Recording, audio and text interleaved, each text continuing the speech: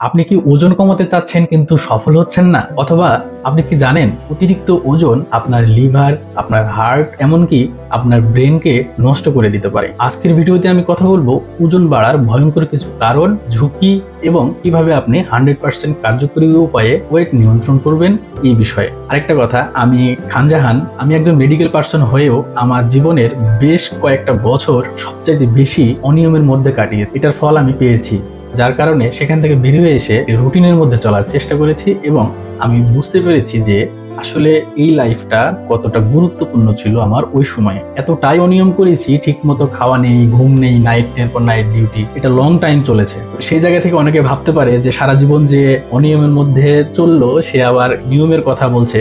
তো তাদের জন্য আমি এখন আর অনিয়মের মধ্যে চলি না। তো আমি অনেক আলাদা। দ্যাটস ওয়াই আমি আপনাদেরকে এই সুন্দর পরামর্শটা দিচ্ছি, কারণ এটা হচ্ছে যে অনেক হেল্পফুল একটি উপায় ওজন কমানোর জন্য এবং ফিট থাকার জন্য। চলুন বেশি কথা না বাড়িয়ে শুরু করা যাক।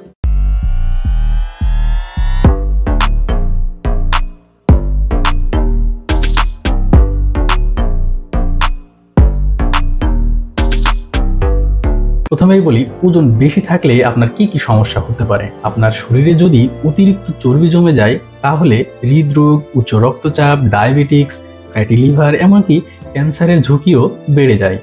তাই সময় থাকতেই সতর্ক হওয়া অনেক জরুরি। ওজন বাড়ার কারণ, কি কি কারণে আপনার শরীরের ওজন অনেক বেড়ে যায়। এর প্রথমেই হচ্ছে অস্বাস্থ্যকর খাদ্য অভ্যাস। অস্বাস্থ্যকর খাদ্য অভ্যাস মানে অতিরিক্ত ফাস্ট ফুড খাওয়া, চিনি জাতীয় খাবার খাওয়া, দুধ জাতীয় খাবার খাওয়া, আবার প্রক্রিয়াজাতকরণের খাবার খাওয়া। এই খাবারগুলা, রাস্তার ভাজা পোড়া, এই জিনিসগুলো খেলে আপনার ওয়েট গেইন হবে। আরেকটা হচ্ছে অনিয়মিত খাদ্য গ্রহণ করলে। অনিয়মিত খাদ্য গ্রহণ কিরকম? এটা হচ্ছে আজকে সকাল 10টায় খেলেন, কালকে সকাল 12টায় খেলেন, কালকে সকাল 9টায় খেলেন, মানে এক এক দিন এক এক সময় খাচ্ছেন। বা দুপুরে আজকে 1টায় খেলেন, কালকে 2টায় খেলেন, পরের দিন 3টায় খেলেন, আবার 1টায় খেলেন, এরকম। এই টাইমটা মেইনটেইন হচ্ছে না। তো যদি আপনি এভাবে খান তাহলে আপনার ওয়েট বেড়ে যাওয়ার একটি ঝুঁকি থাকে। আরেকটা কারণ হচ্ছে পর্যাপ্ত ব্যায়ামের অভাব বা আপনার শারীরিক অ্যাক্টিভিটিসের অভাব। আপনি সারাদিন অফিসে আছেন বা সারাদিন বাসায় থাকছেন, এখন মানুষ এতটাই অলস হয়ে গেছে, মানে সব কাজ ঘরে থেকেই হয়ে যায়, আর যতটুকু প্রয়োজন সেটা অন্যকে দিয়ে করানোর টেন্ডেন্সিটাই বেশি। তো অন্তত নিজের কাজগুলো করলেও শারীরিক অ্যাক্টিভিটিসটা থাকে।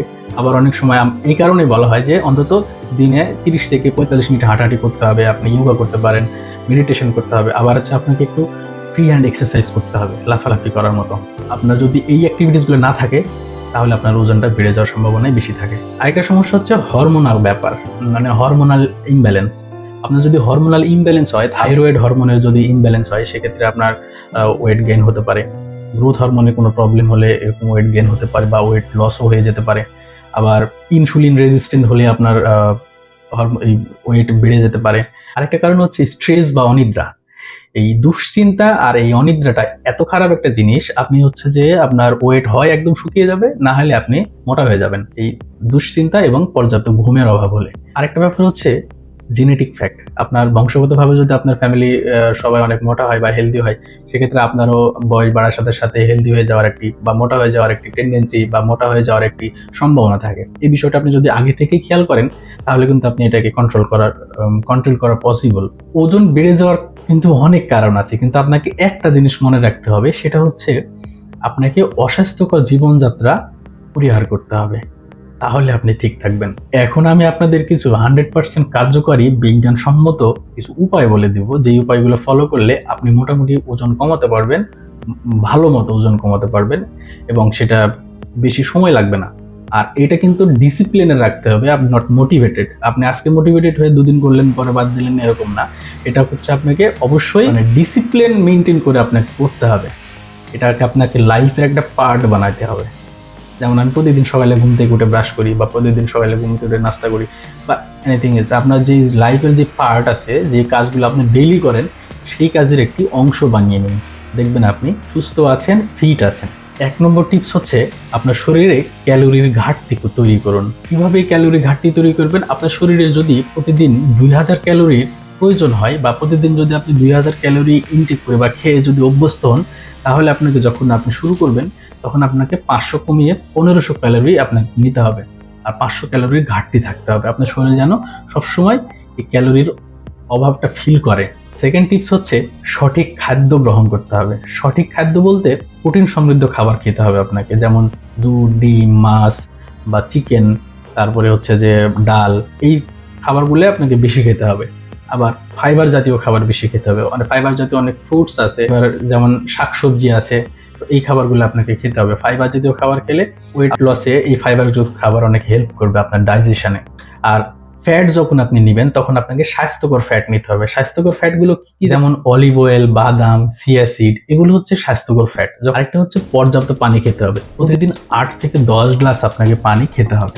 শরীরে কখনোই ডিহাইড্রেশন ফিল করানোই যাবে না, শরীরে কখনো পানির ঘাটতি দেওয়া যাবে না। 3 নম্বর টিপস হচ্ছে intermittent fasting, IF।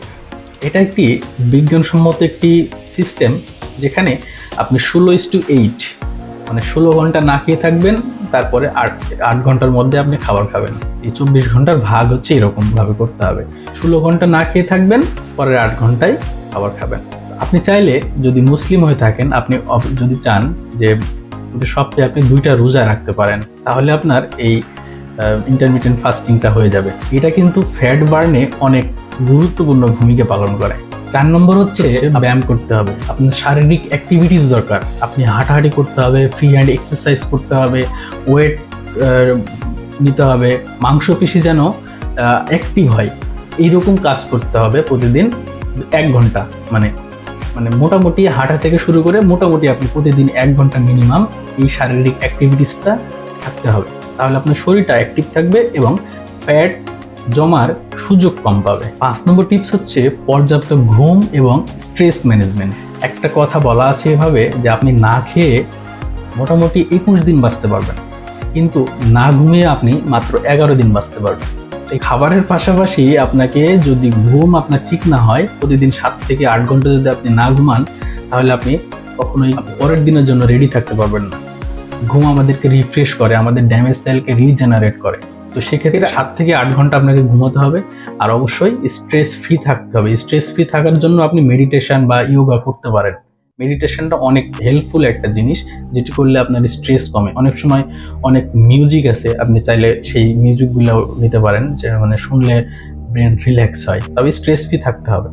Last but not list, আপনি প্রতিদিন সকালে 1 থেকে 2 কোয়া রসুন খেতে পারেন এবং 1 গ্লাস পানিতে একটা লেবু অথবা একটু আদা কুচি কুসুম গরম পানিতে খেতে পারেন। এটি একটি অত্যন্ত কার্যকরী একটি ফর্মুলা, যেটি দিয়ে আপনি আপনার ওয়েট লস করতে পারবেন।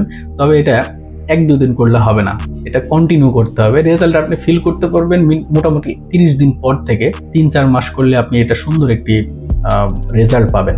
আর আমি যে কথাগুলো বললাম, এটা যদি মোটিভেট হিসেবে আপনি নেন তাহলে কিন্তু হবে না। আপনার এই কাজগুলা ডিসিপ্লিনের সাথে করতে হবে। আপনার কাজ, আমার কথা শুনে হয়তো মোটিভেটেড হয়েছেন বা হননি সেটা পরে, কিন্তু আপনাকে ডিসিপ্লিন মেনটেন করতে হবে, মানে এটা কন্টিনিউ করতে হবে। তাহলে আপনি সুস্থ থাকতে পারবেন, ভালো থাকতে পারবেন এবং নিজেকে ফিট রাখতে পারবেন। এবং চেষ্টা করবেন 5 ওয়াক্ত নামাজ পড়ার। 5 ওয়াক্ত নামাজও কিন্তু একটা সুন্দর একটি এক্সারসাইজের মতো। আমরা যখন সিজদা দিই, সেই সিজদার টাইমটা যদি একটু লং হয়, তাহলে দেখবেন আপনার মনের একটা প্রশান্তি কাজ করছে, মাথার মধ্যে একটা আলাদা শান্তি কাজ করে। এই সময় আমরা যখন মাথা সিজদা দিই, তখন কিন্তু আমাদের ব্রেনের ব্লাড সার্কুলেশনটা অনেক বেড়ে যায়, তখন কিন্তু ব্রেনটা অনেক সুন্দর অ্যাক্টিভ হয়। নামাজ পড়তে হবে, যদি সময় পান তাহলে একটু লং সময় নিয়ে যদি সিজদা করেন, দেখবেন যে আপনার মাথার রিফ্রেশ হয়ে গেছে, অনেক সুন্দর, অনেক ভালো লাগা কাজ করে। আজকের ভিডিও এই পর্যন্তই, দেখা হবে নতুন কোনো ভিডিওতে। সে পর্যন্ত সবাই অনেক ভালো থাকবেন, সুস্থ থাকবেন। সবার জন্য রইল শুভকামনা। আল্লাহ হাফেজ।